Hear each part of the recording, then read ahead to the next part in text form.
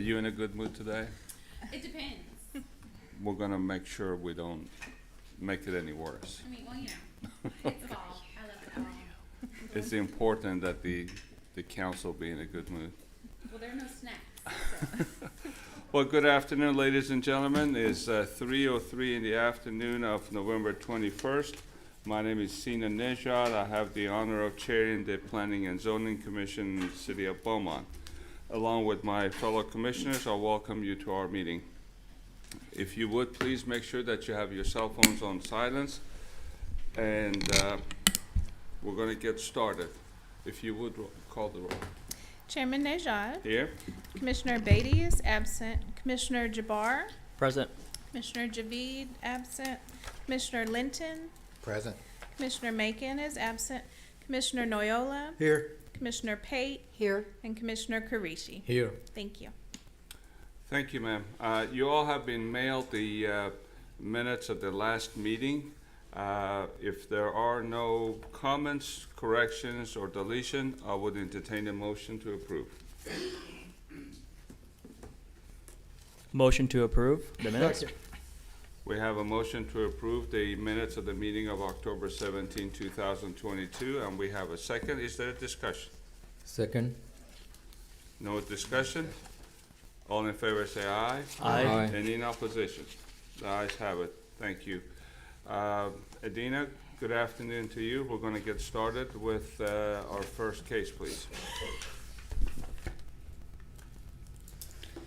Zach Rowe of Whiteley Oliver Engineering requests approval to the preliminary plat of Freddie and Loretta Alfred subdivision. The 1.338 acre subdivision is located east of 4275 Osborne Street. It will have 8 residential lots and is located in a residential single-family zoning district.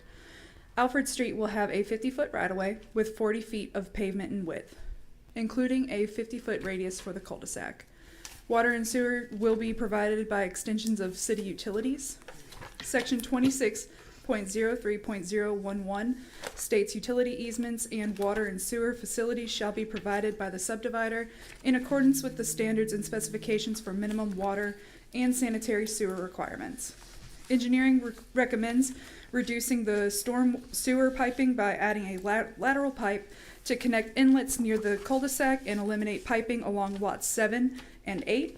Additionally, plans must meet all requirements by water utilities for water and sanitary sewer improvements. Section 26.03.004 states a certificate of occupancy and/or compliance of lots shall not be issued until a sidewalk requirement for that lot are met. When platting, sidewalks shall be installed prior to the final building inspection. If the lot is not developed within 5 years of recordation of the final plat, the current property owner shall construct a sidewalk. Please place a note on the plat to indicate 4-foot sidewalks are to be installed. Planning recommends approval with the following request with the following conditions. Number 1, shall reduce the storm sewer piping by adding a lateral pipe to connect inlets near the cul-de-sac and eliminate piping along lots 7 and 8. Number 2, plans must meet requirements by water utilities for water and sanitary sewer improvements. Number 3, upon final recordation of the final plat, a note shall be on the plat to indicate installation of sidewalks. Number 4, fire hydrants shall be added along the proposed street within the subdivision.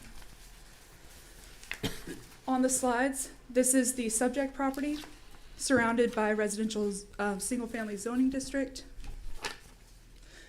This is the plat. I do not believe that I see him. The engineer is here and the property owner is here as well. All right, and you said that the street will not be owned by the city anymore, right? It should be. It would be dedicated. It would be dedicated? It would be. Okay, great. Is the applicant here? Mr. Rowe? Good afternoon. Good afternoon. Would you state your name and address for the record, please? Zach Rowe, Whiteley Oliver Engineering, 3250 East Texas Freeway. Great. Mr. Rowe, you have any additional comments you'd like to give us? No, sir. Not at Any this time. other information? Do you understand the 4 conditions for the approval? Yes, sir. We have no objection to the conditions. Okay, great. All right, any questions for the gentleman? Thank you, sir. Thank you. We've heard from the staff and also the applicant. He does understand the conditions imposed by the city, and the staff recommends approval based on the agreement on the conditions. With that said, I would look for a motion. Motion to approve with 4 conditions. Second motion. I have a motion to approve and a second. Any discussion? All in favor say aye. Aye. Any in opposition? The ayes have it. Thank you. PZ 2022411. Kayla Koch requests abandonment to the portion of the alleyway within the 5100 block between Pinnock and Sutherland Streets. Ms. Koch is preparing to sell the 5 lots located at 5175 Pinnock. Lots 7 through 9 of Block G of the Sutherland Addition are accessible only by boat at this time. Approval of this request will allow the 5 lots to have access to Pinnock Street and could be developed as a unit under a common development plan. Planning staff recommends approval of the request with the following conditions. Number 1, elevation certificates will be required for construction on the property. Number 2, CenterPoint Energy shall retain a 10-foot easement to accommodate future needs to install a gas pipeline. Number 3, future utilities shall be placed along the frontage right-of-way. Number 4, any further development of these lots must have adequate frontage on an improved street maintained by the city. Number 5, if approved, the applicant shall obtain an appraisal and title commitment for the property to be abandoned at their expense. Appraisal and title commitment must be submitted to the planning office along with proof that payment has been arranged prior to the item being placed on city council's agenda. This is the subject property. And this is a site plan showing the red is the area of the alleyway that they wish to abandon. Also, this is a picture. Let me get the mouse over there. Okay, so this is the neighboring property. Down here is 5175 Pinnock. You can see that the street may have to be unearthed or improved. Just depends on how far that pavement goes. We do have the applicant here. And who is the other property owner? Here, Yeah, on the other side. They're both owned by the same person? so, yes. Okay. So both of these lots, it's technically 5 lots, so 2 on this side, 3 on this side, and all are owned by one. However, on this side, that part, basically Sutherland is not extended here. So this is actually kind of a tributary area. And so it's only accessible by boat at this time. I heard you say that. I thought you were just misspeaking about it, but I'm not. it really is accessed by a boat in the city of Beaumont. Thank you. Okay, well, great. Any questions for the lady? Is the applicant in the audience? Good afternoon, ma'am. You do own a boat, right? I do own a boat. Okay. Well, if you would please state your name and address for the record and give us any additional information you might have. Kayla Koch, 1485 East Drive. And I don't have any additional information. Okay. You do understand the conditions that the city has imposed on it? Yes. All right, ma'am. Thank you. Any questions for the lady? Thank you very much. Thank you.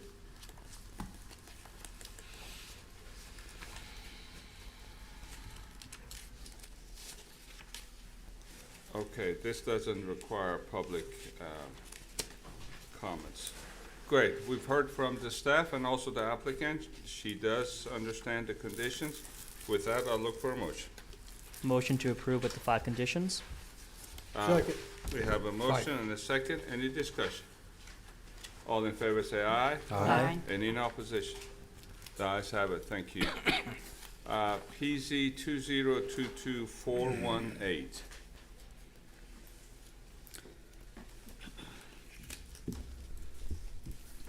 I believe this will be 416. 416.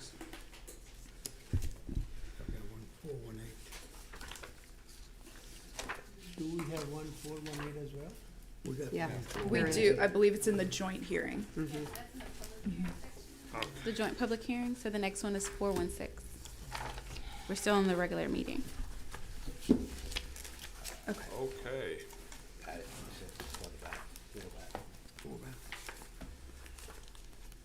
If everyone's ready, I'll begin the staff report Go at ahead, this time. please. The City of Beaumont, on behalf of the Port of Beaumont, requests abandonment of Sabine Pass Avenue where Blanchette Street and Emmett Avenue end. The Port of Beaumont is preparing to expand their existing Buford Rail Yard interchange track to increase the efficiency of operations and adjust to the growing infrastructure needs associated with moving goods and services to and from the port. Approval of this request will be paired with a property swap for the city to acquire land near Riverfront Park as part of a larger interlocal agreement between the city and the port. To note, a natural gas pipeline does exist and runs along Sabine Pass Avenue. Staff recommends approval with the following conditions. Number 1, retain the abandoned street right-of-way as a drainage and utility easement. Number 2, the existing streetlights would become security lights within private property upon approval of the abandonment. Security lighting is optional, and therefore billing and continued usage shall transfer ownership to the developer, or the lights shall be removed. The area outlined in red is the area they wish to abandon. This is the site. This is a view from Blanchette Street. And then a view from Emmett Avenue. We do have the applicant here. Well, applicant is City of Beaumont, but we do have the Port of Beaumont here to represent. Great, thank you. Any questions for the lady? Who would be speaking on behalf of Mr. Fisher? Good afternoon to you.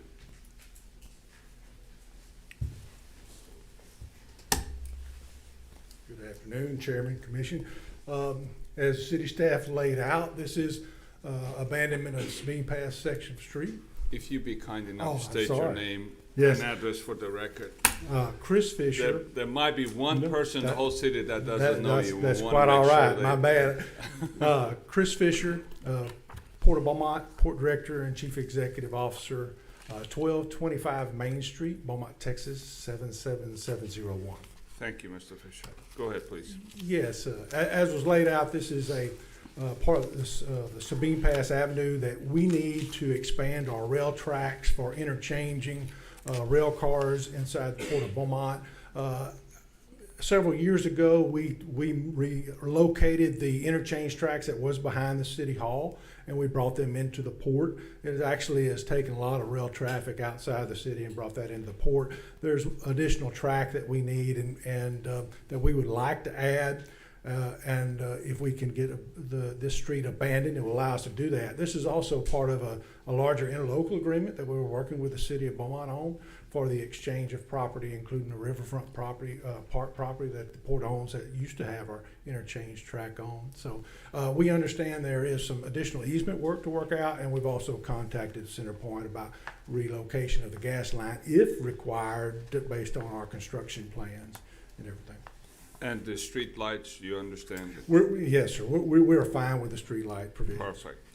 Thank you. I'm surprised you guys haven't asked for this before, just for the security reason. You think you need some more buffer between the people out on the street and the port. It's very helpful. And also, this section of street is much less utilized now since we worked with the city and we closed off the railroad track crossing on Main Street there by the county and the port, and so not nearly as much traffic is funneled down this street anymore since we've done that.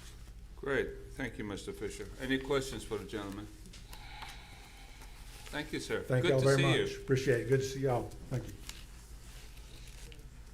Great. We've heard from the staff and also the applicant, and they do understand the two conditions. With that, I'll look for a motion. Motion to approve with 2 conditions. We have a motion. Is there a second? Second. Any discussions? All in favor say aye. Aye. Any in opposition? The ayes have it. Thank you. And the next one is 418 now? 27. No? 27. 427. I have got out of order in here and it's gonna hunt me for the rest of the day. Great. 2022427. Yes, sir. File 427, or PZ 2022-427, is Keisha Tom Plate of Fitz and Shipman Incorporated requesting approval of the replat of Lot 54, Track E, Lot 55, Lot 55, Track G, Block D, Beaumont Improvement Company, Lot 8, Block 1, Lot 1, Block 2, and Track A of Reverend Elijah Dominic Jr. Subdivision, Section 2, into Tracks A, B, and C, Mini Drive Court, Beaumont, Jefferson County, Texas. The property is located at 3475 Bennett Road and 3505 and 3510 Mini Drive. This plat will divide property among family members and eliminate previously landlocked parcels. Tract A of the Reverend Elijah Dominic Jr. Subdivision, Section 2, was platted as a drainage easement and extends south along a line running from the Mini Drive cul-de-sac. For this replat, the entire tract must be reserved as an exclusive drainage easement. All other utilities are present and accessible. Staff recommends approval with the following condition. Provide an exclusive drainage easement for a line running south from an inlet located at Mini Drive cul-de-sac. Notices were mailed to 27 property owners, and we received no responses in favor and one in opposition of the request. The one in opposition states that I do not have enough information for this time about the replat, and that's all that they're stating. I do have a couple of slides. You see before you outlined in red the property that's being replatted. As you can see, the whole area is residential single family. And this is the proposed replat. It'll supply one lot facing, what was the address? Bennett Road, as you can see at the top of the page. And then the other two large tracts will both face Mini Drive, the cul-de-sac there. And that's all I have for you. Good, thank you. Any questions for Adina? Is the applicant in the audience? Good afternoon, sir. Would you like to state your name and address for the record and give us any additional information you might have? Yes, Gerald Dominic Senior. My address is 4935 Chinqua Penn Lane, Beaumont, Texas. Good afternoon to you, sir. Okay. The plans for the plot that's facing Bennett will be for construction of a single-family dwelling, and the other portion that's on Mini Drive, which would be 3505 Mini Drive, would also be used to construct single-family dwelling. So there would be 3 properties, 3 houses? It will actually be two. Two? In order to get the replat for the Bennett Road lot, there had to be some more replatting to join 3510 Mini Drive. And the other acreage, which would be behind 3505, which is an existing lot, to tie in the acreage to that lot to make it all 3505. And that would be one family dwelling that will sit on that property. All right, sir. And Future. you do understand the drainage easement that the city is requiring? Yes, sir. Perfect, perfect. Thank you. Any questions for the gentleman? Thank you, sir. Thank you. We now go to the public hearing. Is there anybody in the audience that would like to speak for or against this case? None is heard, so we close the public hearing. We have heard from the staff and the gentleman the owner, and he does understand the drainage easement requirements. With that, I would entertain a motion. Motion to approve with one condition. We have a motion to approve. Is there a second? Second. Motion and a second. Any discussion? All in favor say aye. Aye. Any in opposition? The ayes have it. Thank you, sir, and good luck. Okay, now we're gonna start with a joint public hearing, and the Honorable Madam Mayor is here, and she's gonna get us started. Thank you. Good afternoon to you, madam. Good afternoon. Good afternoon. Today will be a meeting between the Planning Commission and Beaumont City Council. Today will be your only opportunity to ask any questions or make any suggestions to anything that's submitted today to the Planning Commission and to the council. In the next 2 weeks, we will review each and every one that's approved on today for final approval at our up-and-coming city council meeting. Thank you. May I have the roll call, please? Mayor Mouton, Present. Mayor Pro Tem Durio, Councilmember Feldshaw is absent, Councilmember Turner, Councilmember Neal absent, Councilmember Getz, and Councilmember Samuel. Thank you. Good afternoon to you all. We're gonna get started with PZ 2022-375. Yes, sir. PC 2022-375 Thank you. File PZ 2022-375 is Freddie Broussard requesting a specific use permit to allow the expansion of a funeral home at 1225 South 7th Street. Mr. Broussard would like to build a garage for use by the funeral home. The garage will allow for the storage of up to 3 vehicles. Access will be from the existing funeral home property. Mr. Broussard states the garage is needed to protect the vehicles from weather, theft, and vandalism. Calvary Mortuary's hours of operation are Monday through Friday, 8 a.m. to 5 p.m., and hours vary on Saturday and Sunday. Staff recommends approval of the request. Notices were mailed to 6 property owners, and we received no response in favor or in opposition of this request.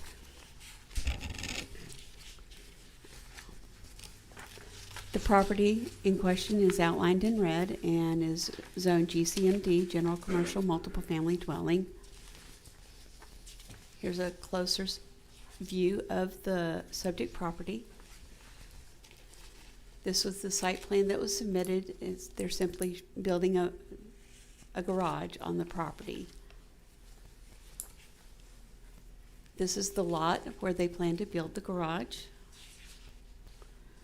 This is the existing funeral home to the south.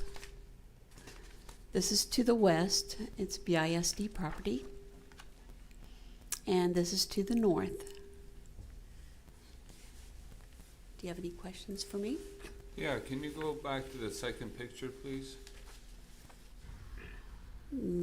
That one? No, one more.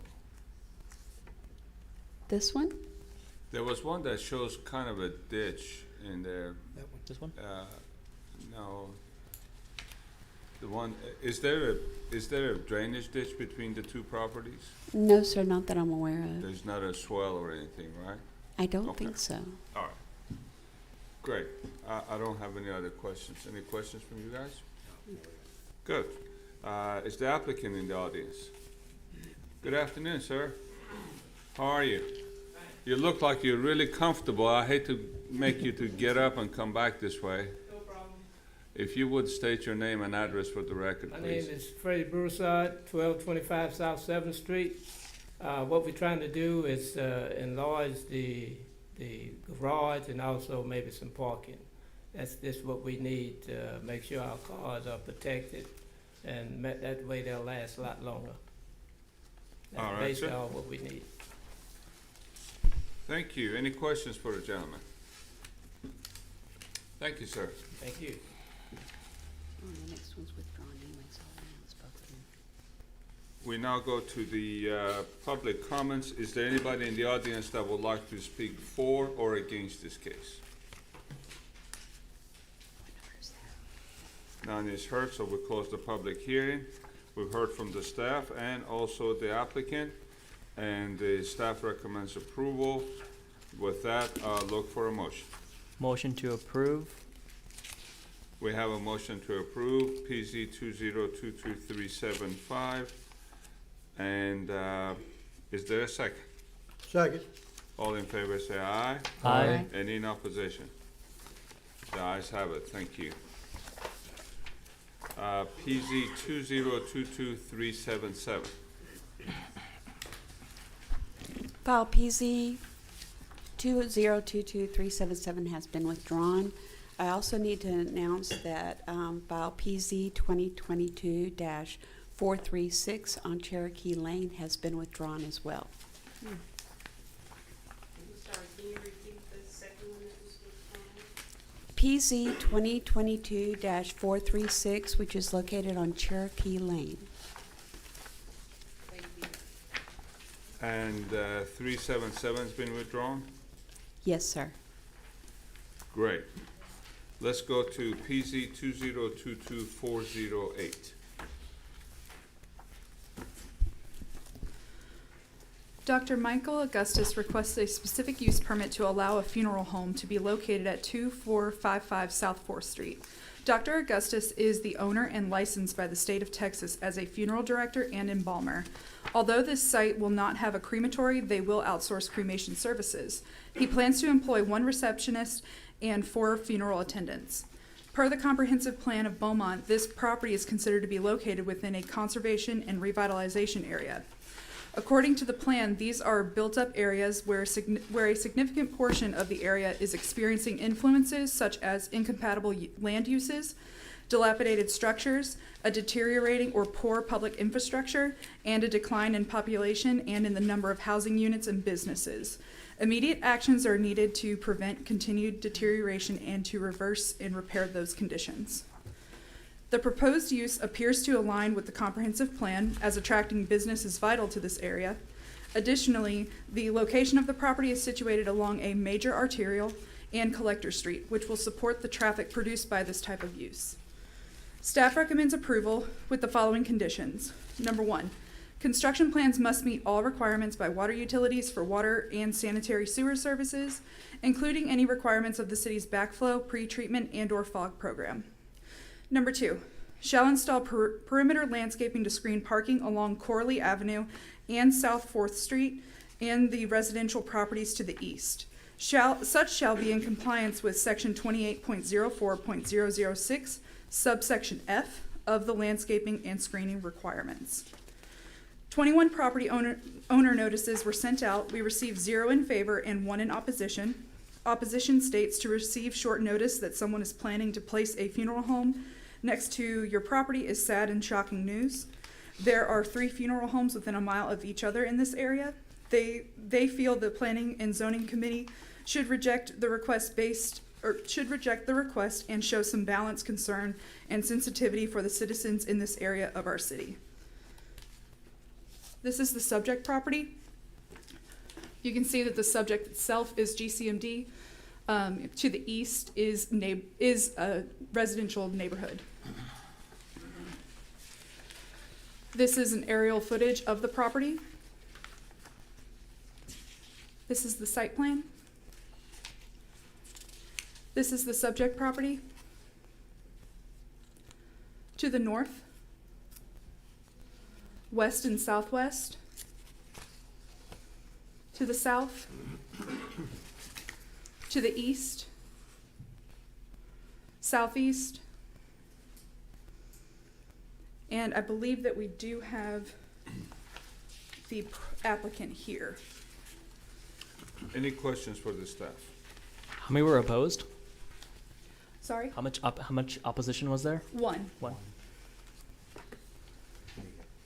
Any other questions? She said there's 3 other funeral homes in the area? There is, I believe it is, McBride is 1, and I can look for the other one. I know where they are now. Okay. Got one on Washington 11th. You do I believe McBride, so. is that the one at 11th and across from Old Gibson? Yeah, it's Calvary, Proctor, and McBride. That is true. Okay. Any other questions? Thank you, ma'am. Is the applicant in the audience? Good afternoon, sir.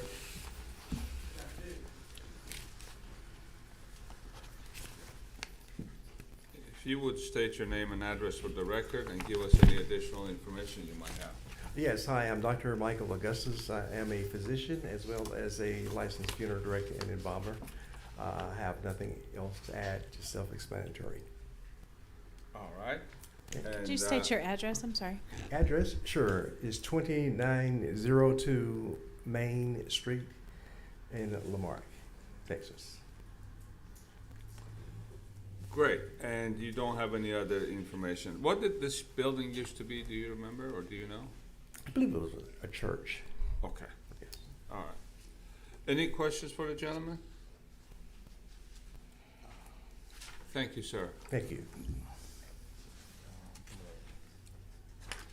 We now open the podium to anybody that can speak for or against this case.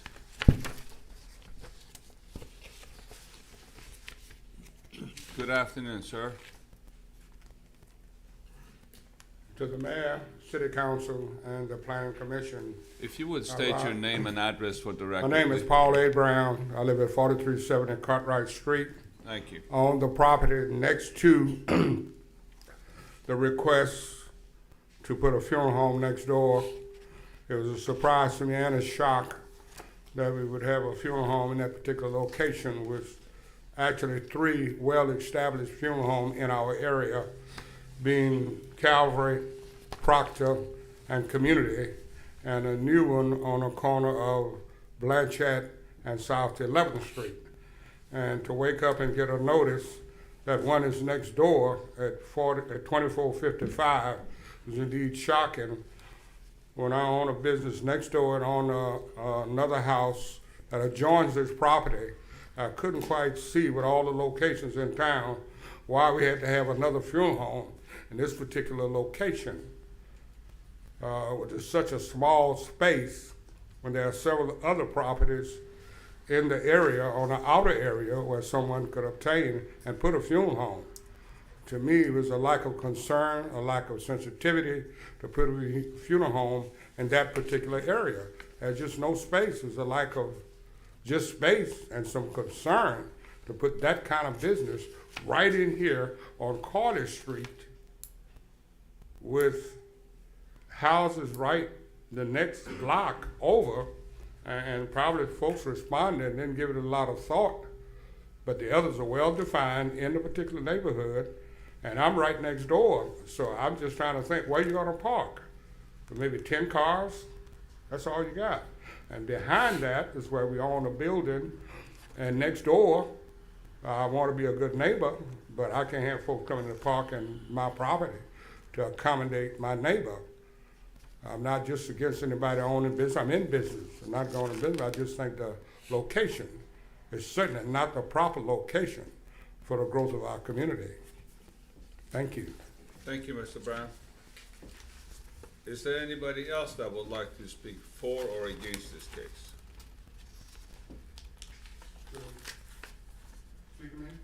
No, sir. No, thank you. I was just asking to see if there's anybody else. Oh, okay. Thank you, sir. All right. Mr. Chalmers, you had a gentleman that is expressing his dissatisfaction with this, and his comments are about the size of the property and the parking. And you have a chance to give us further explanation.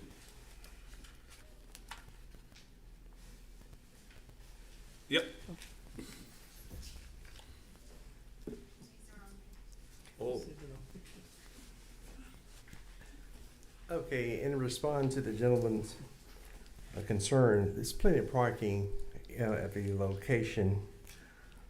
That should not be and will not be and bore any issues concerning it.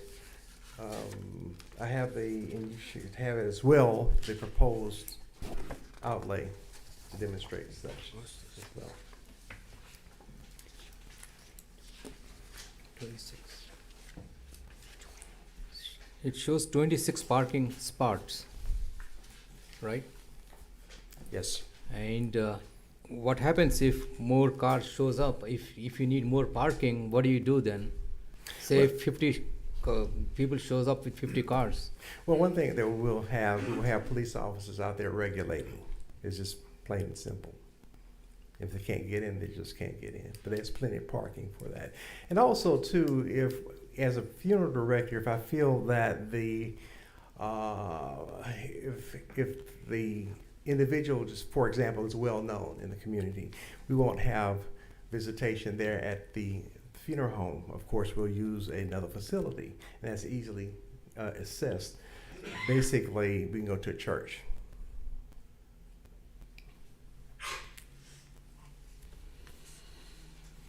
Any other questions for the gentleman?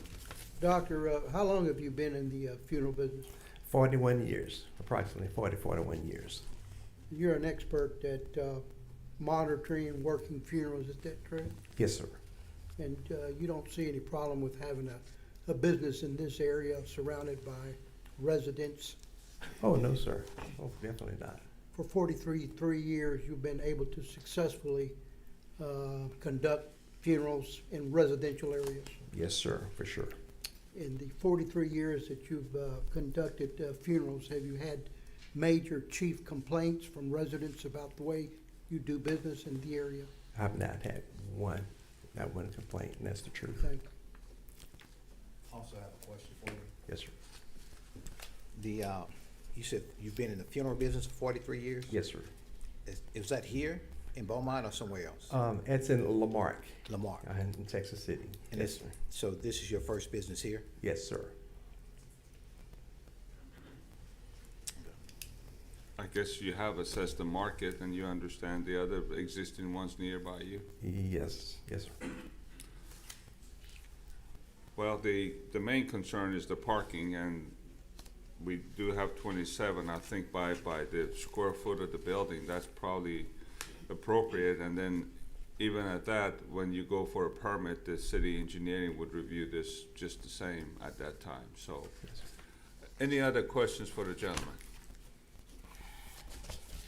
Thank you, sir. I'm sorry I misread your name. I was still on the last case and I called their name, so thank you, sir. Thank you. Great. We heard from the staff, we heard from the public, and also additional comment from the owner and the applicant. And with that, I would ask for a motion.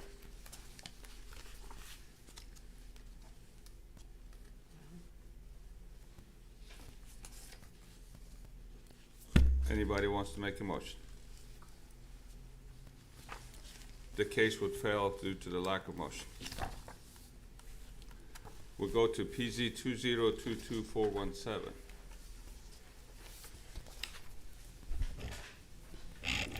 Thank you. File PZ 2022-417 is Brenda Mendez requesting a specific use permit to allow 3 duplexes on 3 lots at 3320 Kipling Drive. The property is located at the dead end of Kipling Drive and is surrounded by single-family homes. As these duplexes would be located in residential single-family dwelling districts, an 8-foot tall wood or masonry screening fence along with a 10-foot wide landscaped buffer will be required along the north, east, and south property lines. The buffer will require 1 Class A or 2 Class B trees every 25 linear feet along the property line. The existing house is red tagged. A work program will need to be signed by the applicant and all work completed with a certificate of occupancy issued prior to issue of permits for construction on the other 2 structures. Staff recommends approval of this request with the following conditions. Number 1, install landscaping and screening to meet zoning ordinance requirements.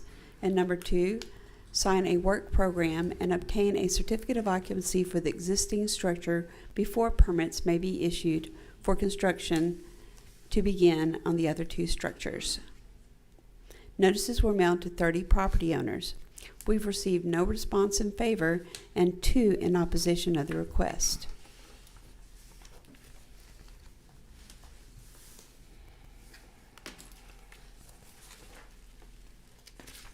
Any questions? I have the two in opposition for you. I'm sorry. Okay, the two responses in opposition. First one is I strongly oppose changing the nature of our single-family dwelling residential status. Multifamily residential buildings are often associated with loss of value of adjacent properties, increase of crime, and the peace and quiet of a neighborhood. Unfortunately, I will be out of town for the meeting. And the other one is from the properties to the south, facing Littlewood, sorry. And they're saying, I'm writing today to express my strong objection to this proposed project located directly behind my home. For many decades, the Treadway Place neighborhood has been a single-family dwelling neighborhood. It would be very damaging to the value of the surrounding properties to allow a project such as this to take shape. It would also set a dangerous precedent to allow the rezoning of our neighborhood to allow the type of dwellings for the benefit of investors at the detriment of the homeowners. And I do have a few pictures for you.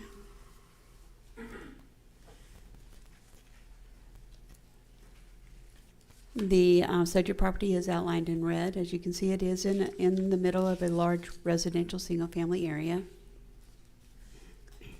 A closer picture, as you can see, there is a house on the middle property. That is the house that is currently red tagged. This is a site plan showing how they plan to build the other two duplexes and redo the house on the middle lot, all to be duplexes. This is a photo of the property. This is the house that's red tagged. As you can see, it's a large piece of property, so it's actually 3 lots. This is the property to the north, to the northwest, to the west, and properties to the south that face Littlewood. And that's all I have for you. Thank you, ma'am. Any questions for the lady? Is the applicant in the audience?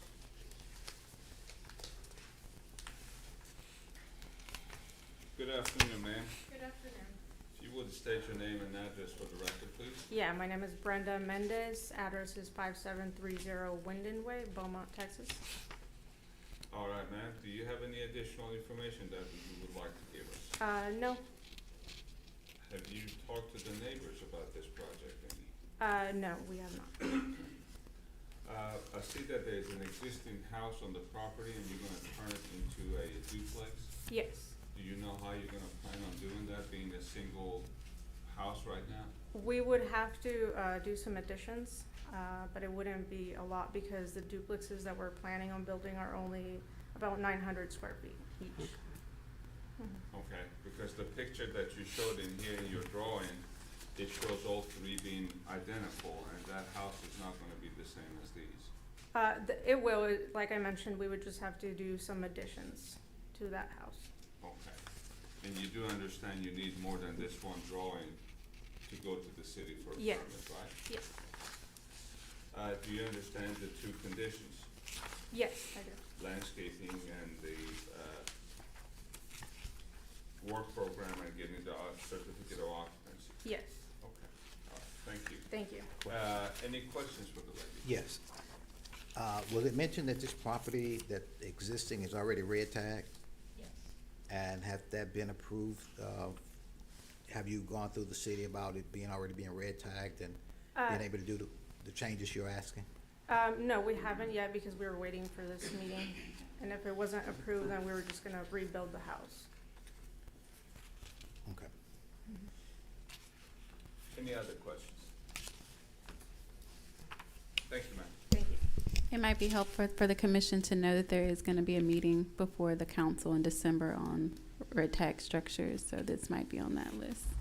Okay. Thank you, ma'am. I'm gonna open the floor for the public comment. Is there anybody in the audience that would like to speak for or against this case?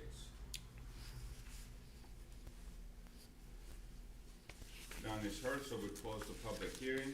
We've heard from the staff and also the applicant. She does understand the conditions. We did have 2 negative comments, but there's no, nobody's gonna speak to either one of those. With that said, I would entertain a motion. Motion to approve with 2 conditions. We have a motion to approve. Is there a second? Second. Motion and a second. Any discussion from anybody? All in favor say aye. Aye. Any in opposition? The ayes have it. Thank you. Dr. Augustus, we were told that we have to have a motion by the commission. We could not leave it without a motion, even though there was not anybody volunteering. So the options are to have a motion to approve, deny, and I guess you could table this just the same. There's just gotta be a motion. So I would pose that again to all the members, looking for a motion, and you heard your choices.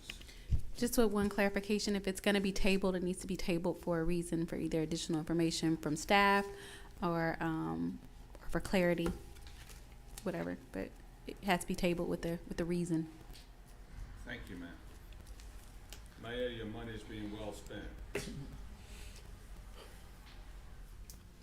I would ask for a motion again. A motion to table it until, I guess, the parking situation's resolved? And just for staff's purposes, what exactly would you want to know for parking? The overflow, what would he do if more than 26 cars show up? So you want a parking plan?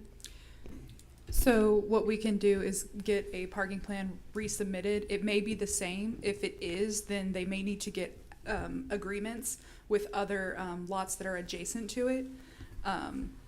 That could be a solution, but they would have to get agreements with their neighbors, and also approval from the traffic engineer. May I add to this? That's what I was gonna ask. Really, the neighbors, if the city engineering and the traffic denies it, then he can go to the neighbors and get permission in writing for that. But if the city engineering and traffic approves the case, then we really don't have anything else to look for, correct?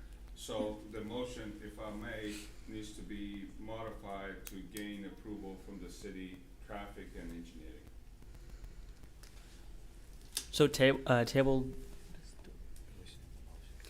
which is I will, real quick, I will clarify that these cases are distributed to every department, so engineering has reviewed it, and he does believe that the amount of spaces or the parking layout was satisfactory, but we can always table and get more information if you guys would wish to. I want to make sure that the neighbor is satisfied with the confirmation of the parking. He Okay. has the right to be, he's been living there all these years, so we owe it to him. Go ahead, please. all right. A motion to table PZ 2022408 until a parking plan is reworked And approved by the city. and approved by the traffic. city traffic. Thank you. We do have a motion. Is there a second? We have a motion and a second. Did somebody take down that motion? Yes. Perfect. And council, are you happy? I am. Great. We have a motion and a second. We had our discussion. All in favor say aye. Aye. Any in opposition? No. We have 1 no and the rest are yay, so the motion is approved. We're gonna go to 417. No, 418. 418. 418.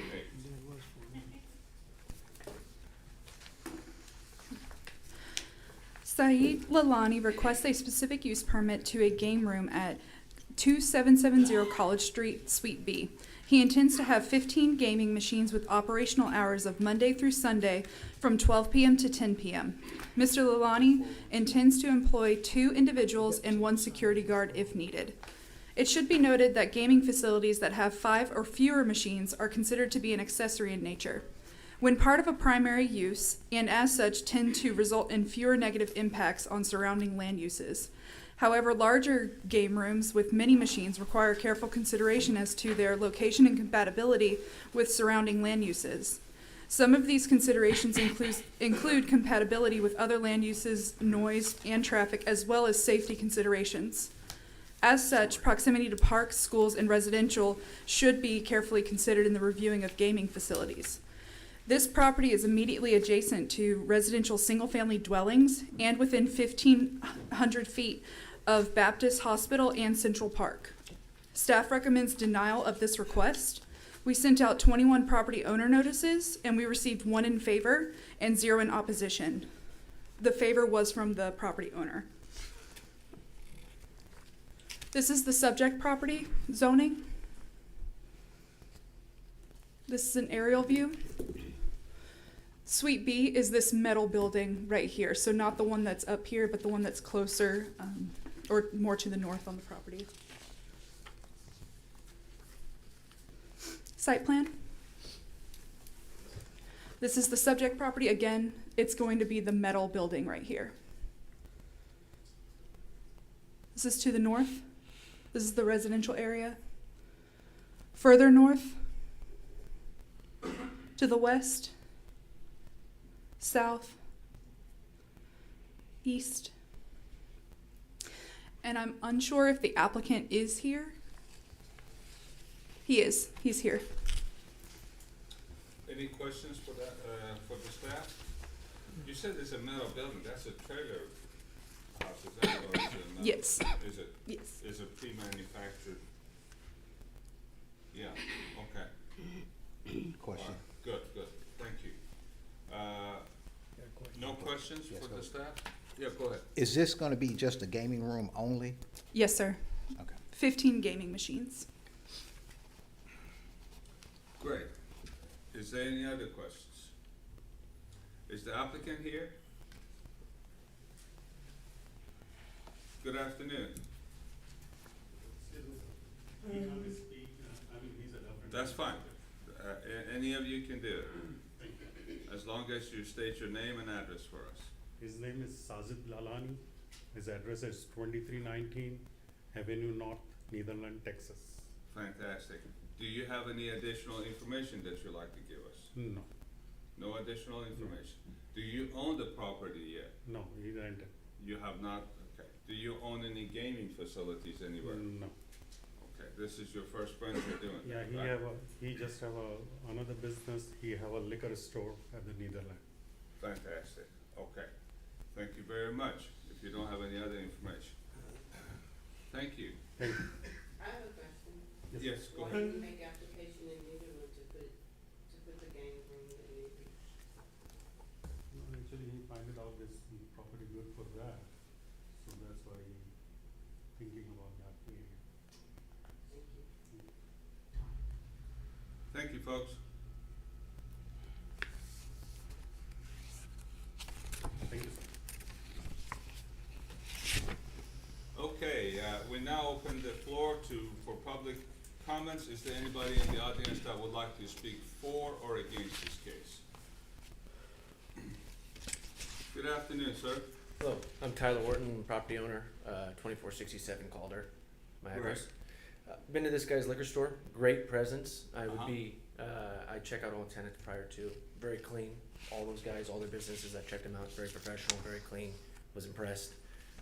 That's one of the main reasons we considered it. And we keep our buildings clean, very nice, kept. If there was any problems, we would ensure that, no crime, anything like that. We clean up trash and we're keep a pretty tight lease to keep everything set. So I was very impressed with him. We've had a lot of offers. People want to rent specifically for game rooms.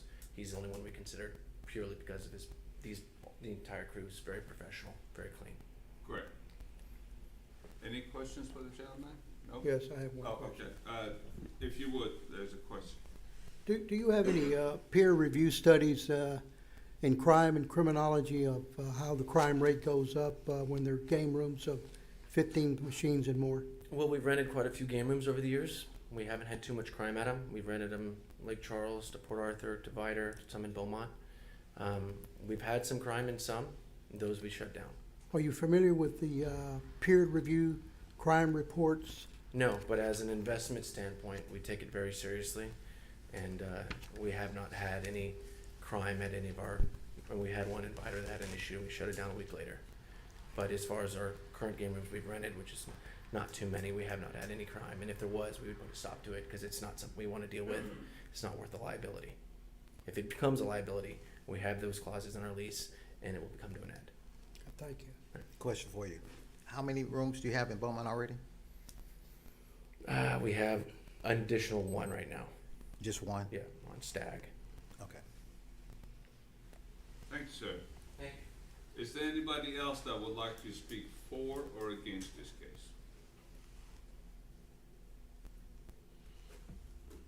None is heard, so we heard from the staff and the landowner and also the applicant. We do know that the staff has recommended a denial, and I'll look for a motion from the commission. Motion to deny. We have a motion to deny. Is there a second? Second. We have a motion to deny and a second. Any discussion? All in favor, say aye. Aye. Any in opposition? The motion is approved to deny the case unanimously. Thank you. The next one, I hope is 422. Yes. Isn't it? Yes. Okay, I think I'm back on track now. Mhm.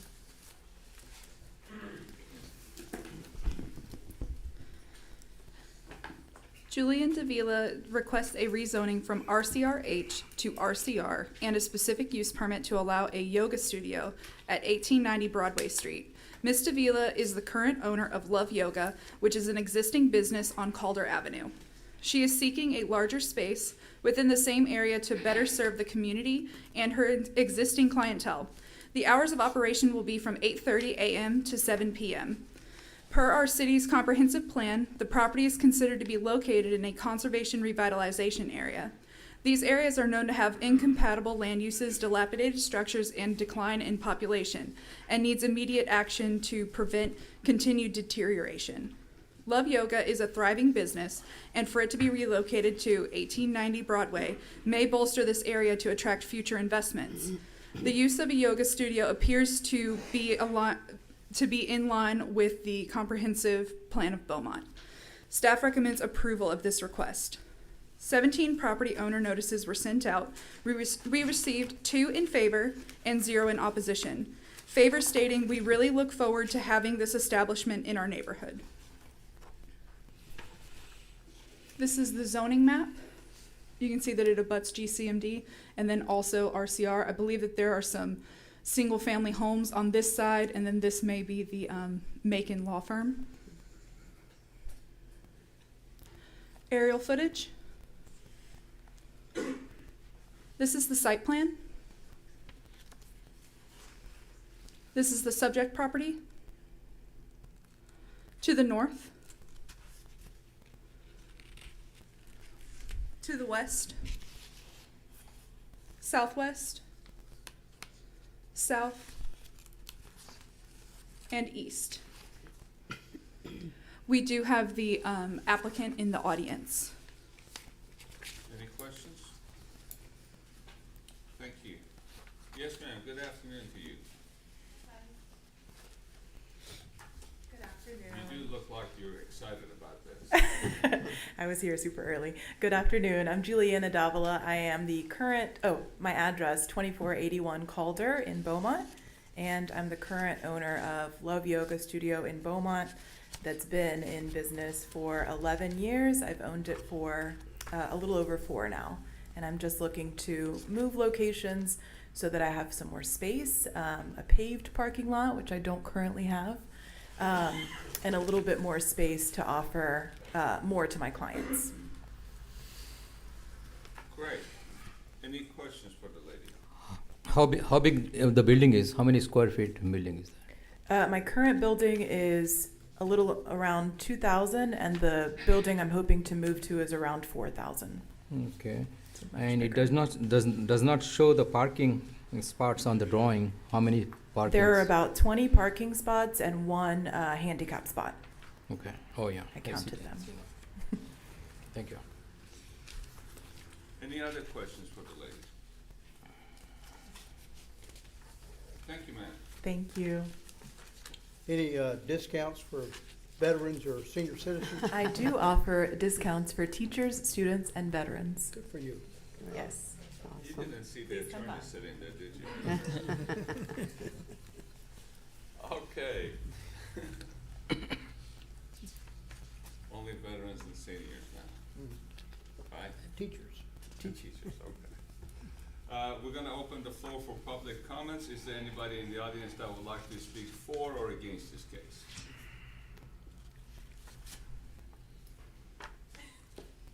Good afternoon, sir. Hello, how's it going? Great. Tyler Wharton, 2467 Calder. I'm the building owner.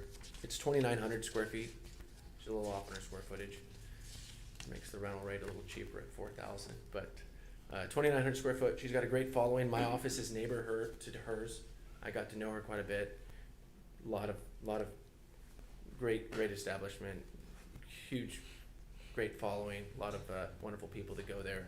So I've got to know her over the last few years, and that's how this kind of came to fruition. But I think everyone has a huge she's got a huge following. So The question is, what kind of discount do you get? I'm not very flexible. I don't think I should go there. Thank All you. right, thank you, sir. Is there anybody else that would like to offer any comments for or against this case? None is heard, so we'll close the public hearing. We heard from the staff and the applicant and also a citizen. With that, I would entertain a motion. Motion to approve. We have a motion to approve. Second. Is there a second? Second. There's a motion and a second. Any discussion? All in favor say aye. Aye. Any opposition? The ayes have it. Thank you. 432. File PC 2022-432 is a request by Francis Lee for a specific use permit to allow a loan business at 2880 Concord Road. Tower Loan originates and collects installment loans between $4,000 and $25,000. Business hours are Monday through Friday, 8:30 a.m. to 5:30 p.m. As this property is adjacent to residential single-family dwelling district to the north, an 8-foot tall wood or masonry screening fence will be required for the width of the property. Any lighting will need to be directional and screened from the adjacent residential district. In addition, the parking layout shown on the site plan is not acceptable, and a revised parking layout will need to be submitted per city standards. While taking pictures for this meeting, and I'm going to show you a couple of slides first. This is the subject property. It is zoned RCR. As you can see, the residential district is directly behind it. And this is a closer shot of the subject property. This is the site plan. And this is a picture of the subject property. So while taking pictures for this meeting, it was discovered that there's a sign that has been refaced by the applicant, and unfortunately a previous tenant placed this sign in the right-of-way and did not pull permits for the sign. The sign will need to be brought into compliance. As you can see, the sign is on the left-hand side of the page. It says Tower Loan already, and that sign will need to be taken care of. So staff recommends approval with the following conditions. Number 1, install an 8-foot tall wood or masonry fence along the north property line.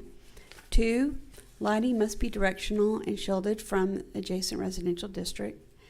Number 3, revise the parking layout per city standards. And I'm suggesting that we add number 4 just to bring the sign into compliance. And some more slides that I have for you are the property to the north and the rear of the subject property where their parking will be located. This is a driveway that accesses to the side street from the subject property. And this is property to the north, northwest, west, southwest, south, south, southeast, and east, or what I was calling north in the staff report.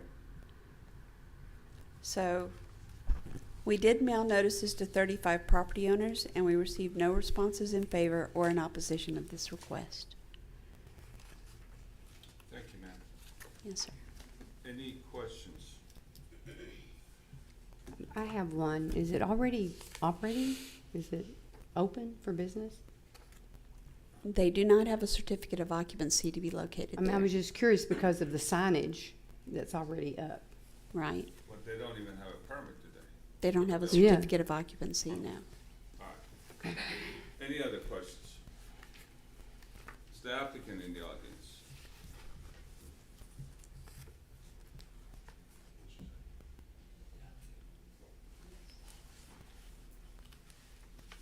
You really had to think about that, right?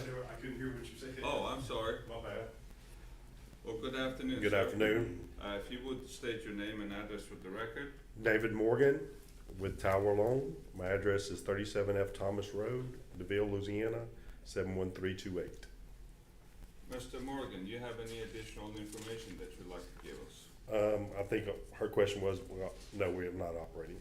We put all our stuff over there. We didn't even know about the zoning issues beforehand.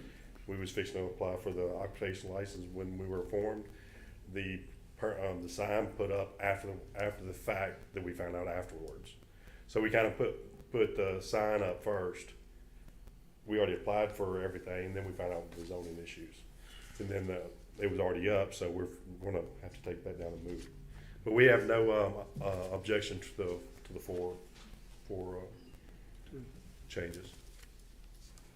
So you did go to get a permit, then you found out about the zoning? As soon as we already ordered everything like we normally do, and then we didn't think there was gonna be any zoning issues. And then in the process, that's when we found out the zoning issue. Yeah, but you also have to have a permit to put up a sign anyway, so I think you understand it now. What the stop was, we didn't tell the sign people to stop. That was the problem. And they went out there and put it up already, and I was like, well, that's too early to put that up. So we made a haste to that. As long as it's gonna get corrected.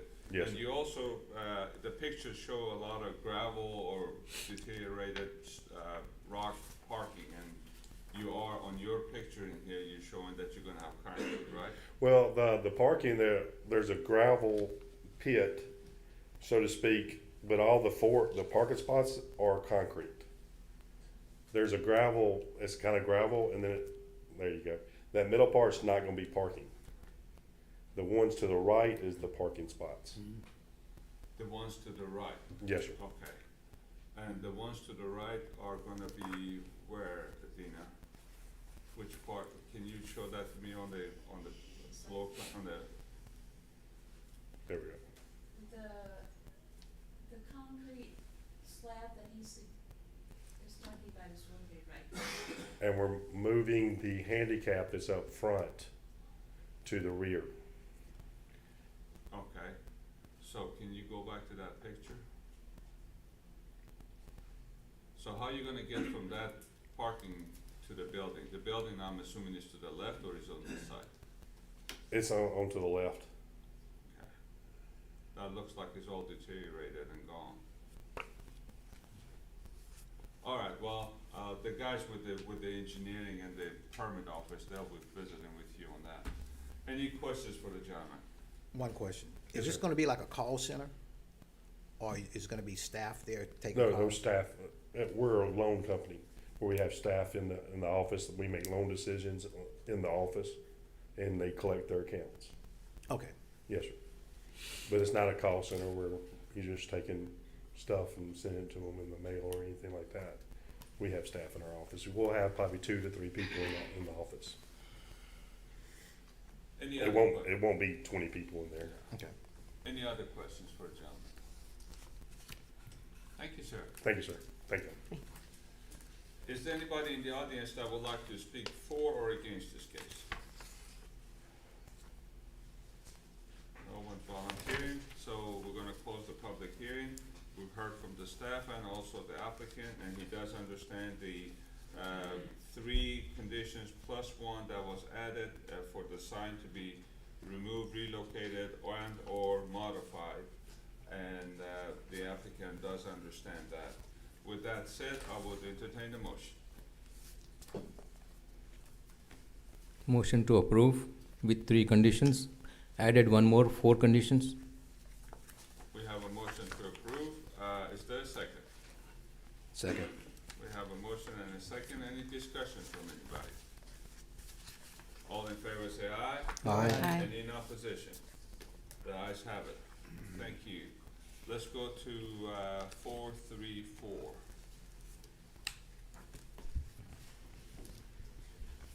Yes, sir. File PZ 2022-434 is a request by Tory Wingate for a specific use permit to allow 2 dwellings on the property located at 8325 Morgan Lane.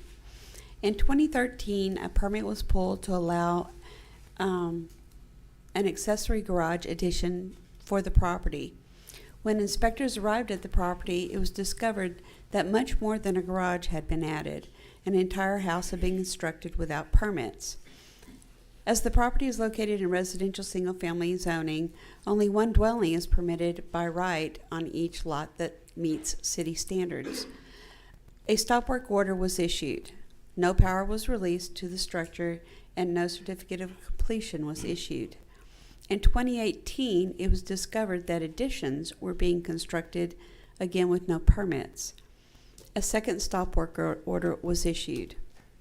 This property is in a residential single-family district, and as such will only be permitted 1 meter for each utility.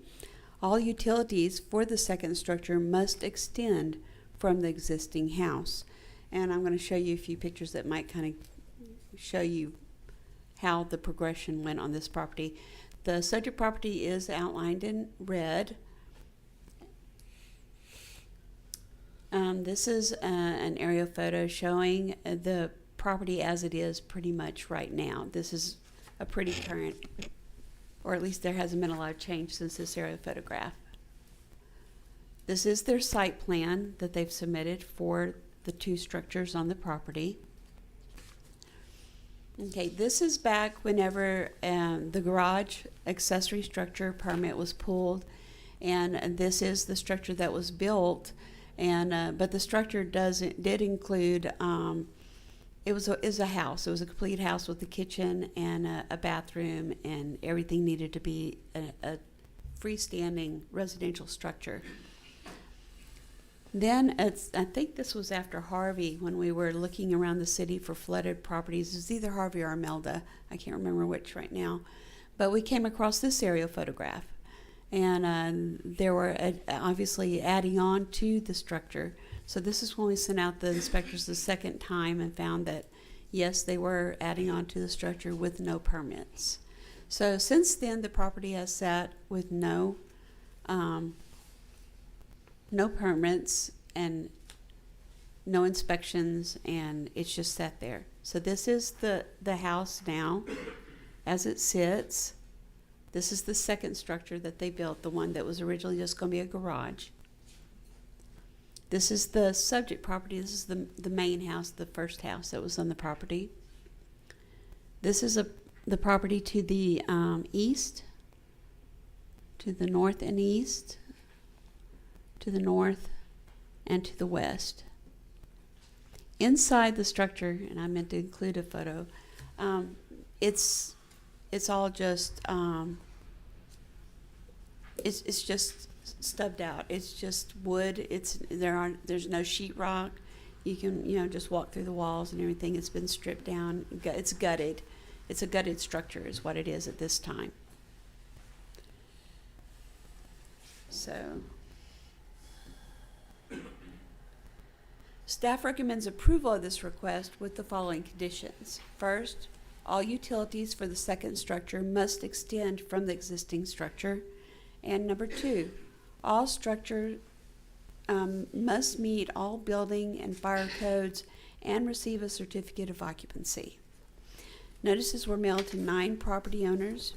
We received 3 responses in favor, 2 from the subject property, and none in opposition of the request. So explain this, if you approve this, this is gonna be rented or leased or whatever to somebody else?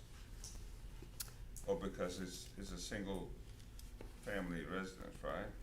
It is they're both single-family residences. That could be up to you. That is something that you could condition, we have in the past, that it not be property, the second dwelling could not be leased, for instance. There would have to be, say, family staying there or something. That is a condition I know that we've placed on these types of properties previously. Well, how do you live in 2 houses? You're a parent with a child that moves in behind you, or your brother moves into the house behind you, or so with their family. So you have more than one family, but it's all one family. Go ahead, sir. What would be the rule? Would now convert this as being a duplex then? Because you have 2 properties, 2 living quarters on 1 property? Our ordinance looks at it as the same as a duplex because it just calls it a 2-dwelling property. So there would be 2 dwellings on the property, and it would be up to you if you, as a planning commission and city council, to vote on. You could put a condition on it that says that it could not be a rental property, for instance, but that's up to you. Otherwise, both properties could be rented separately if somebody bought the property. But it still has to have 1 set of utilities. Right, because it's residential single-family zoning. That's the standard that we've set around the city, is where you have 2 dwellings on a property, like some of these older houses that have a garage apartment already. We require that we try to maintain that they have 1 set of utilities to the entire property as opposed to separate meters. Would you repeat again why the first time you guys have red tagged it? They requested a permit for an accessory structure for a garage only. And when our inspectors went out for their inspections based on that permit, it was not just a garage, it was an entire house. So was obviously being deceitful. And they placed a stop work order on the property at that time. All right. Any other questions for the lady? Okay, are they occupied, both houses? I believe the greenhouse is occupied. There's nothing inside of it. Like I said, it's just, there's no sheetrock or anything. It's like a gutted structure. Well, I'm looking at this picture. Is it That's attached? Okay. That's the inside of the house. Okay, and there's no power to the house? My understanding, there was some power. We're not sure where that power was coming from, but it was supposed to be cut. Because I'm seeing power. Yeah. There's electrical. They were storing extension some things cords in or- there, and yes, from what I understand, they had lights inside of it, but that was supposed to be pulled as well. Okay, good. Any other questions? Is the applicant The in the applicant audience? is here. Good afternoon, sir. Good afternoon. If you My would name state is your name and address for the record. Torrey Wingate. Address is 577 Prince Street. All right, Mr. Wingate, tell us what's going on here. So this house, they do have electricity running in there. I believe it's coming from the main house, the older house that's there. Who is they? The owner. The who? The owner of the house. You're not the property. owner? No, I'm just a general contractor trying to get the permit to complete this home for him. Okay, all right, thank you. So it does have temporary power running to it as of right now for lighting. How I understand it is his parents and he live in the front house, and he want to move his parents into the new house, and he stay in the old house just to help out with his parents because they're elderly now. The house right now is pretty much gutted. No plumbing is installed, except for, I believe there is sewer that's running up under, but I don't believe it's connected as of yet. Other than that, no one's lives in it because it's just a shell of a home right now. And we're coming in to acquire all permits needed to go in and get the house up to code and get the occupancy. Did you help him construct this thing before? No, this is my first time actually. So you haven't had anything to do with this property until now? Absolutely nothing to do with this property until now. Are you licensed in the city of Yes. Beaumont? And from what you understand, this is not a lease venture, it's something for his parents or relatives to live there? Correct. As far as I know, it's for him and his parents. I'm all for putting that additional clause in there, not to lease it out, just because it will only be one set of utilities going to both houses. Okay, good. Any questions for the gentleman? Yes, sir, Councilman. Who was doing the construction of the house back in 2018? I have no clue. However, when I did walk through here before I took on this project, whoever did build this house, to my standard, they knew what they were doing. They have all hurricane straps, and it was built pretty solid from what I They can knew what see. they were doing, why wasn't they full permit built? That, I can't speak on that because I don't know. I'm just saying that the people that did build it, they knew how to build the house. Councilman? Yes, who's the owner of the property? His name is Vol Tao, I believe. I can't pronounce his last name. You met the family? Yes, I met him and his father. And I have a question for staff. Yes, sir, go ahead. So at this point, they adhere to the rules in stoppage and they're seeking to get the required permits, is that correct? That's how it appears.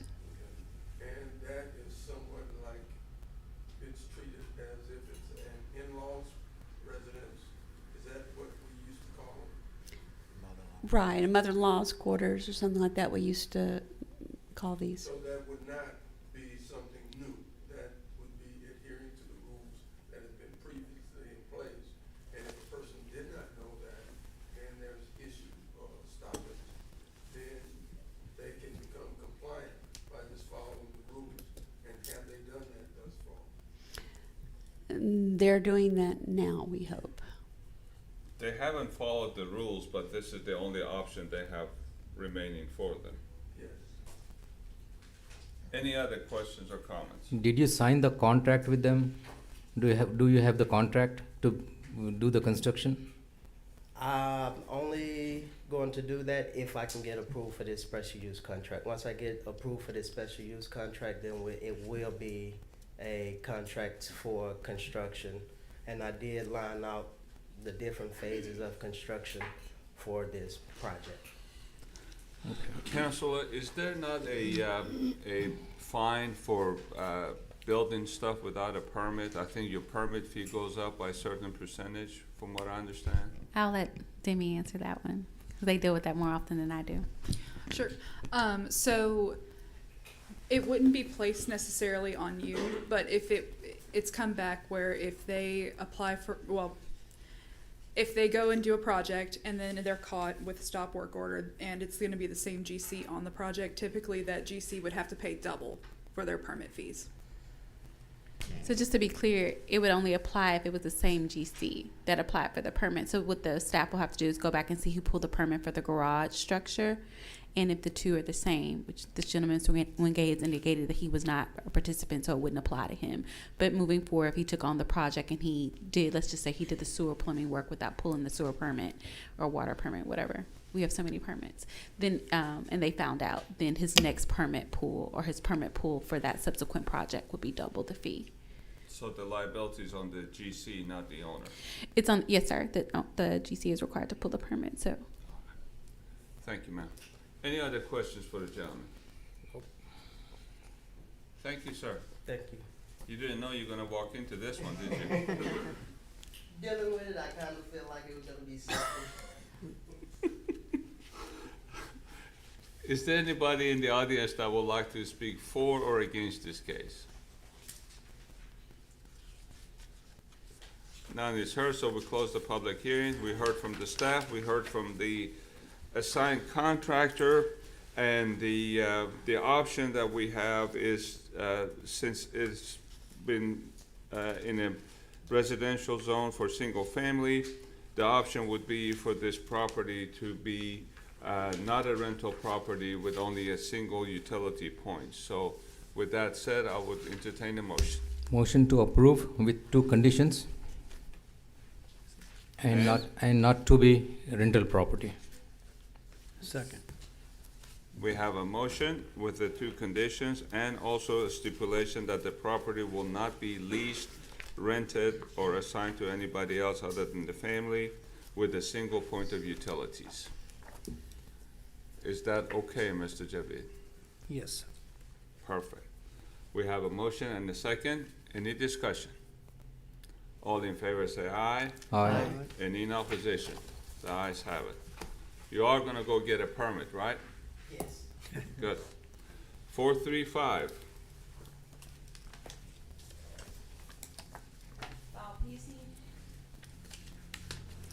File PZ 2022-435 is a request by Haney Tomei on behalf of Taz Services LLC. They're requesting a specific use permit to allow a commercial truck parking facility at 5457 Finette Road. Plans are to lay gravel and construct an 8,000 square foot structure for oil changes and general maintenance of the trucks.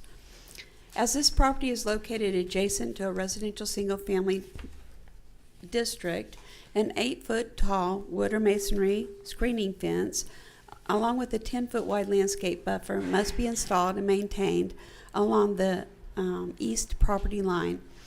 The buffer will require 1 Class A or 2 Class B trees every 25 linear feet along the north property line. A 6-foot wide landscape buffer will be required between parking areas and city right-of-way. The buffer will contain a 3-foot tall wall, berm, or hedge, along with 1 Class A or 2 Class B trees every 25 linear feet. In addition, 1 landscaped island containing 1 Class A or 2 Class B trees will be required for every 20 parking spaces on the property. Gravel must remain at least 2 feet from the side property lines. All lighting provided must be directional and shielded to protect the residential properties located to the east. And a 5-foot wide sidewalk will be required along Finette Road for the width of the property. Ditch 108A1 begins at the rear of this property and flows southwest before connecting to Ditch 108 and outfalling at Hillebrand Bayou. This ditch needs to be considered so as not to negatively impact the drainage. Due to this area being prone to flooding, detention will be required to ensure that the runoff rate of the developed site is equal to that of the existing site runoff for the 100-year event using Atlas 14 rainfall data.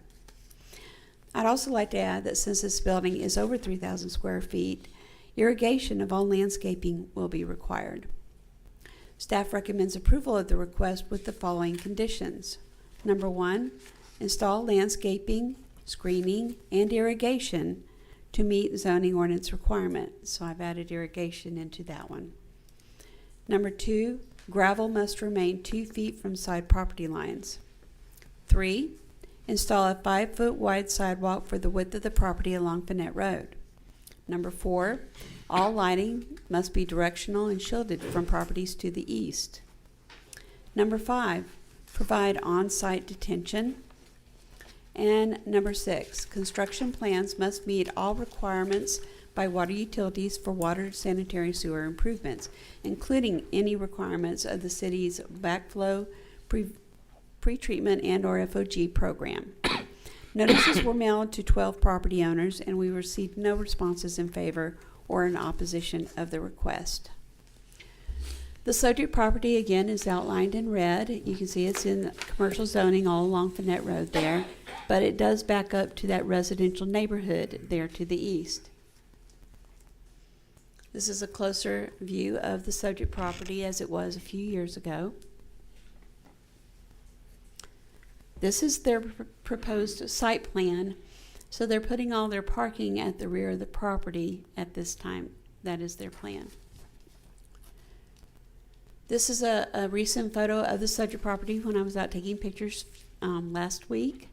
As you can see, they've cleared the site and built some new fences. This is property to the north, to the west, and to the south.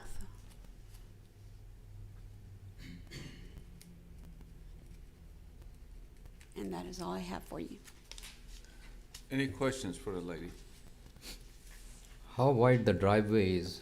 Is wide enough for the trucks? As Demi mentioned before, we do send every case out to all the different departments for review. So our engineering department did sign off on this case. So I'm assuming that they're okay with the driveway. When a project like this, can you clear it before you get your permits, or were permits required to clear and put up the fencing? Permits are required to clear the property. If that's an 8-foot fence, permits are required for the fencing. And we did notify the engineering department that it appears that the property's been cleared without permits. I do believe the applicant is in the audience, so I'm quite sure that they can maybe clarify why the property's been cleared and all that without the permits. Any other questions for the lady? Dr. Tomei, good afternoon. If you would state your name and address for the record, please. Good afternoon, Dr. Nejad, members. My name is Haney Tomei, 85 Interstate 10 Frontage Road, Suite 04A, Beaumont, Texas, with Golden Triangle Consulting Engineers. It is my understanding that the owner hired a contractor to clear this property, and the contractor did pull permits, is what he is claiming. So we're trying to verify that with them, that these permits actually have been pulled. So if they didn't pull permits, we're gonna have to deal with a contractor who went out there and demolished these buildings. But my understanding is permits have been pulled. Is there a building erected already? No, there are no buildings. It's just they basically removed the buildings and leveled the property where the buildings were and erected the fence, but that's about it. So you were not aware of this fact that they've done all this stuff? I was not aware of this fact till I walked into this meeting and the owner is sitting right next to me, so I asked him and he said, yeah, they did, that contractor pulled a permit, so. There is a contractor? Okay, and is the contractor gonna continue with this project? Is it? You're gonna ask him to come to the podium Okay. to speak. This You have questions contractor for the only applicant? demolished and leveled the property. He is Okay. not gonna be the one probably to actually construct the pre-engineered metal building. All right, let me ask you something else, Dr. Tomei. We keep talking about gravel being laid down. You do understand that you'd have to have a ADA parking and you need more than gravel, right? We understand that, and that's why we left the front. If you notice, the building is about 68 feet away from the property line, which will provide us some parking spaces either on the side of the building or the front of the building. Right, okay. The parking spaces in the back are purely for the trucks. Okay, good. Any other questions for the gentleman? How many parking spaces? Ooh, they are numbered, I believe. Can you go back one? Do we have another sheet that shows those parking spaces? 76 spaces? Yeah, but we don't plan on having more than about 30 trucks to 35 trucks at that facility. What are they gonna do, service trucks in here? I mean, this company owns the largest trucking company in the area. Like you all know, with the expansion that's going on with OCI and all the developments that's taking place in Port Arthur, there's a huge demand for trucking. So it's basically gonna be a location where they park these trucks. When they come in, they inspect them, make sure the tires are good, windshield wipers are good, oil is good. There will be no actual work on the trucks other than preventative maintenance items. Any other questions? Go ahead, man. What street will back up to, what residential street? Turner Park Road. Turner Park Road? Yeah. The one in the green, yeah.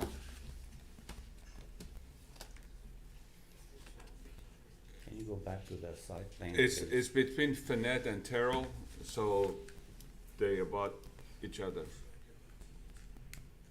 Yeah, next door to TNT. You can see in the site plan, we left a really good sized buffer on the back side that can also be vegetated, so you'll never be able to see this site from Terrell Park Road. Okay. Any other questions for the gentleman? Yes, sir. You guys said you're not gonna be like doing all changes and things of that magnitude, preventative maintenance, the other trucks, or just you guys own your own stuff? Just these trucks. Company-owned trucks. Yeah, I had somebody call and complain and say it was only one place to go out here, that's why I was asking. Oh, no, I can't solve that problem. Any other question?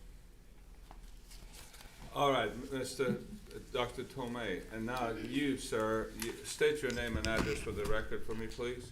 Taslim Jaman, 5020 Finette Road. Okay, tell me why you went out there and cleared the space and put the fence up without a permit. From what I understood from the people I hired to do the fence, they didn't need to pull a permit to do the fence. And the demo I did, he told me he did pull a permit. And I just texted him right now for the permit number. Hopefully I can get that as soon as possible. But everything done to this point, I've hired to do it, and I was hiring to do it the right way. I had the capability to do it myself, but I came up here to get the permit. It was complicated. I was like, I'd rather just spend some extra money, pay somebody to do it when they deal with all that. So if you put yourself in my place right now, would you believe the people with the city or the guy that you told them to go get a permit? I believe I was doing the right thing. For the sake of the argument, we're gonna check and see if there is a permit or not, then we'll answer that question, Dr. Neja. I will state that if it's a 6-foot fence, it doesn't require a permit. That's what they built. You can build a 6-foot fence Maybe they go cut the without. 2 feet on the top of it, right? All right. That will be required to have an 8-foot fence on the rear. So. I strongly trust the city's staff and their abilities to keep up with permits. That's kind of where I was going. But every Dr. now and then Tomei. something does fall in the cracks. So. Well, I just want to make sure that we take the permit issue seriously. And we're already dealing with folks going around and doing stuff without a permit, and that puts everybody in danger. Thank you, sir. Senator, you're dealing with a multi-million-dollar company, and they're not gonna slack down on a permit. So Well, they didn't do a good start. Well, so let's. They hired people to go get permits. I guess now they learn when somebody go get a permit, tell them to show it to me. Yeah.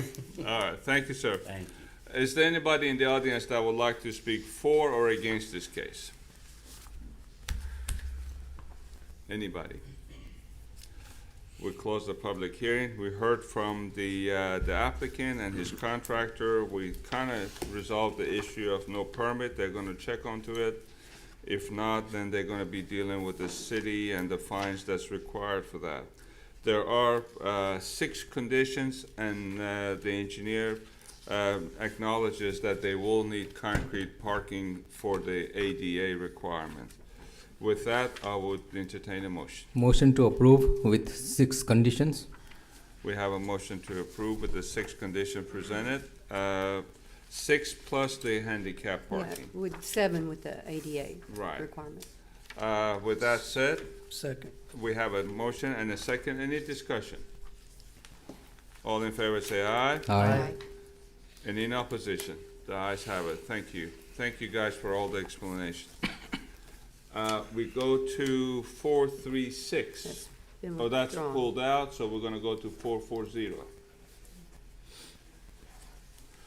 All right, Adina, I have 15 minutes before I run out of English, so you better be fast. All right.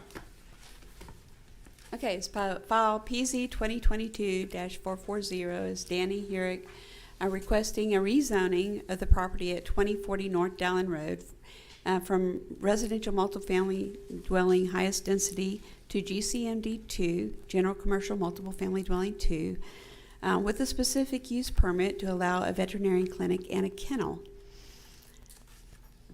Property directly across Dallin Road is zoned GCMD2, and this entire area is chopped up with various zoning districts. The requested zoning will allow for stipulations that will protect the residential properties to the north and the east. The comprehensive plan recognizes this area as a stable area. As this is a commercial business located next to residential single-family zoning, an 8-foot tall wood or masonry screening fence along with a 10-foot wide landscape buffer must be installed and maintained along the east property line. The buffer will require 1 Class A or 2 Class B trees for every 25 linear feet along the property line. A 6-foot wide landscape buffer will be required between parking areas and city right-of-way. The buffer will contain a 3-foot tall wall, berm, or hedge, along with 1 Class A or 2 Class B trees every 25 linear feet. In addition, 1 landscaped island containing 1 Class A or 2 Class B trees will be required for every 20 parking spaces on the property. Signage will require a separate permit, and irrigation will be required, just as in the one that we mentioned before. All lighting at the rear of the property will need to be directional and shielded to protect the residential property to the east. To help control sound from the outdoor relief areas, these areas should be enclosed with an 8-foot tall wood or masonry fence, and the sidewalk required along Dallin Road must be a minimum of 5 feet wide.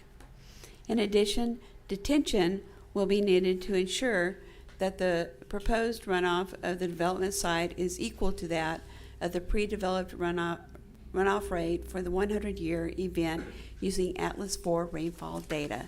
Staff recommends approval of the request with the following conditions. Install landscaping, screening, and irrigation to meet zoning ordinance requirements. Number 2, install an 8-foot tall wood or masonry fence around outdoor relief areas where the dogs will be or animals will be allowed outside. Number 3, sidewalk along Dallin Road must be a minimum of 5 foot wide. Number 4, all lighting at the rear of the property must be directional and shielded from residential property to the east. Number 5, construction plans must meet all requirements by water utilities for water and sanitary sewer improvements, including any requirements of the city's backflow, pretreatment, and or FOG program. And number 6, detention is required to ensure that the proposed runoff of the developed site is equal to that of the pre-development runoff rate of the 100-year event using Atlas 14 rainfall data. Notices were mailed to 15 property owners, and we received no responses in favor or in opposition of the request. I'll show you slides. As you can see, the subject property is outlined in red. All that is residential property right now. RMH, RRS to the east. And this is just a closer view of the subject property. This is the site plan that they've proposed. The parking lot that they show across the rear is actually an existing parking lot that extends from the neighboring property. And this is the subject property from Dallin Road. It's just an overgrown property still. This is that existing rear parking lot. So it will need to be brought up as well as the other property in compliance with the islands. There are some existing, it looks like islands that perhaps they could just install the landscaping on, hopefully. This is property to the north, to the west, and to the south. And that is all I have for you. Good, thank you. Any questions? Is the applicant in the audience? Good afternoon, sir. May we have your name and address for the record, please? My name is Dr. Danny Hurick, 3394 North China Road in Beaumont. Great. Do you have any additional information you'd like to give us? No, sir. I'm the current owner of the Dallin Road Veterinary Center at 2396 Dallin Road. So basically just 2/10 of a mile from this property. We're looking to make an expansion, basically, state-of-the-art facility so that we can expand and offer more services to the community. So we just need more space than what we're capable of doing on the current property. So you're gonna move altogether to the new Once property? the new construction is there, Okay. we'll move. Fantastic, okay. Any questions for the gentleman? What you going to do with the old property? So, I mean, we'll plan to sell it once we've moved. Is the idea is put it up for sale. And the driveway, I think it should be more wider because the traffic on Dallin Road is very busy. So the engineering have to make the driveway a little bit more wider.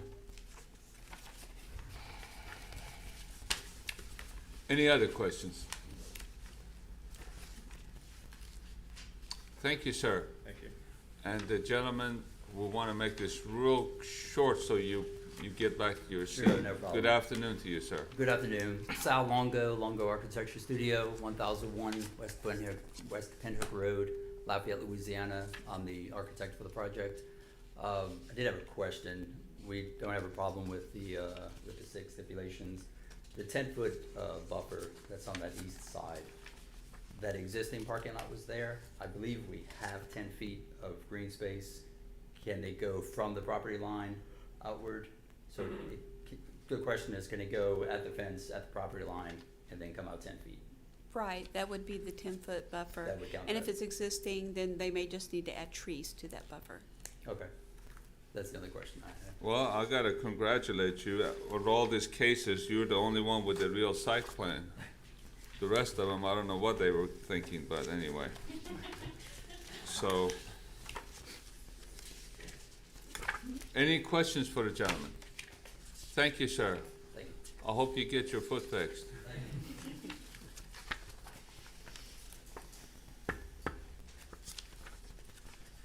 I'm gonna give him time to sit down. This does not require, oh yeah.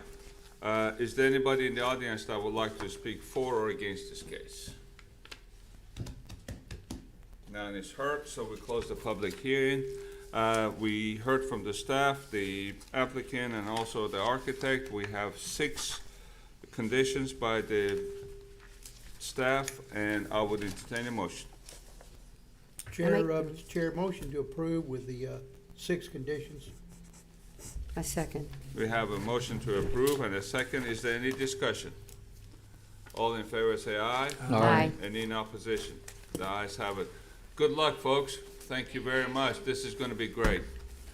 441.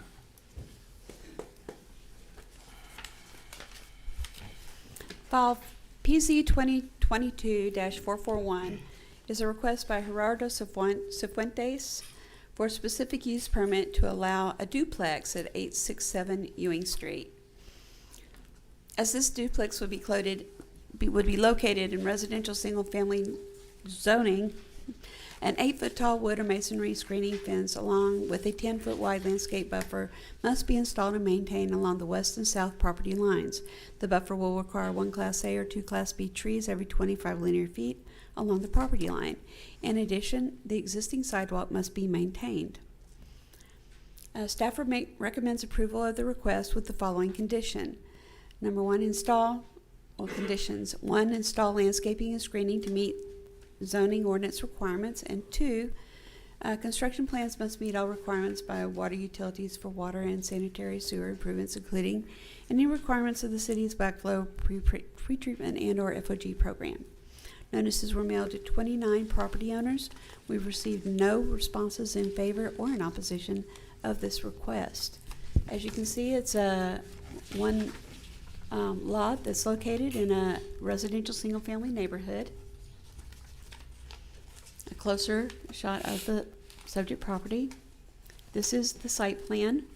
It's just going to be a house that is divided into 2 to make a duplex. This is the subject property. This property to the west, to the north, to the northeast, to the east, and to the southeast, and the south. And that is all I have for you. That was a quick one. Yeah. Good, good. Any questions? Is the applicant in the audience? Good afternoon, sir. If you would state your name and address for the record, please. Gerardo Cifuentes, address is 9331 Adagio Lane, Houston, Texas 77040. Fantastic. You are the owner, right? Yes. Okay. Do you have any other information you'd like to give us? I was born and raised in the community. My parents and my sister live in the neighborhood, and that's one of the reasons for helping reconstruct the neighborhood and build this duplex there. Boy, you say the right stuff. Thank you. Any questions? No, not for me. Okay. This is the project manager. All right, sir. If you would state your name and address, and tell me any comments you might have. Justin Lance Monroe, 16770 Imperial Valley Drive, Houston, Texas 77060. Are you with 3DR Design? No, I'm not. They're the architect that I commissioned to take care of this project. Okay. The only thing that I see, well, first of all, do you have any additional information you need to give us? No, I don't. Okay. And you do understand the two conditions that we have? Affirmative. Great. That you need to remind your architect, he has all these arrows on all four sides for drainage. You can't drain your property into somebody else's property. You can only drain it to the city. So you need to make sure you would revise that drawing. That will be revised. Okay. All right. With that said, is there any comment? How many units are there on this two-story building? How many units? Two units? Two. And where the parking? You don't show the parking spots on the drawing. You see at the bottom it says proposed 8 by 20 parking spaces, and then up at the top left, proposed 2 8 by 20 parking spaces. Okay. Yeah. He's gonna have to show it when he goes to get a permit anyway, so. Any other questions? Thank you, gentlemen. Okay, any public comments from anybody, for or against? We closed the public hearing, and we heard from the applicant, the contractor, and they do understand the two conditions plus the drainage issue with the site. With that said, I would entertain a motion. Motion to approve with two conditions and the drainage issue. Perfect. We have a motion to approve. And is there a second? Second. We have a second. Any discussion? All in favor say aye. Aye. Any in opposition? The ayes have it. And now we go to 442. The applicant, Valina Hayes Johnson, on behalf of Billy Renee Brown, requests to have the entirety of Bob Street dedicated to William Boyd Brown. This will serve to honor Beaumont's local disc jockey featured on KJET Radio. The request follows a proclamation approved by City Council in 2020 to dedicate December 8th as Boyd Brown Day. This year, friends, family, and supporters of Boyd Brown will gather for a celebration as he was a nationally acclaimed disc jockey, air personality, and announcer who assumed the household name Boy in Beaumont, Texas. The beginning of his career dates back to the historic Beaumont KJET radio station, where he disc jockeyed for 17 years, beginning in the early 1950s. He became the program and music director of KJET and hosted Beaumont's first African-American owned radio station on 1380 on the AM dial. Staff recommends, instead of completely changing the street name, this street be designated as an honorary naming of Boy Brown. Such signage will be in a similar fashion to the existing Oaks Historic District signs. Staff recommends approval of the request. We mailed 23 homes which face Bob Street with property owner notices. We received 1 in favor and 3 in opposition. The opposition was received by 1 property owner with 3 homes along Bob Street stating, "I do not want to change my address on my license and paperwork." Before I begin the slideshow, I do want to reiterate that this would just be an honorary designation. It would not be an actual street name change. This is the subject property outlined in red. the entirety of Bob Street. And this is looking south along Bob Street at Lavaca Street. And this is looking north along Bob Street at Lavaca Street. And this is the picture of the Oaks Historic District sign. It's not going to be exactly this, but it will be fashioned similarly. And I do not believe that the applicants are here. I believe that they live out of state. Any questions? If Yes, I go ahead. understand correctly, it will still be Bob Street, it'd just be an added rider? That's right. Recognizing That's right. it? So they would not have to change anything for like their license, their home, any kind of paperwork like that. Okay. Isn't it nice that you have neighbors that think about that? That's pretty neat, huh? Somebody's gonna name your street after your name in there soon. That is great. Is there any discussion on the matter? Let's see. Do we have to have a public hearing for this? Yes. Is there anybody in the audience that would like to speak for or against this case? None is heard. So we close the public hearing. We heard from the staff, and we all understand that this would be an honorary additional name that would be attached to the street name, or it would be displayed. And with that, I would ask for a motion. Motion to approve. We have a motion to approve. Is there a second? Second. Mr. Chair, in the spirit of K-Jet Radio, I second. Amen. We have a motion and a second, and any other discussion? All in favor say aye. Aye. Any in opposition? The ayes have it. Thank you very much. Madam Mayor, let us go home. I will. I would just like to say to each and every one, oh, where was Misty now? I had turned around. Happy holidays and have a blessed Thanksgiving. Thank you for coming, and this meeting is adjourned. You know, the only one that stayed are the ones that you signed their paycheck, right? That's The it. rest of them are gone. Thank you very much.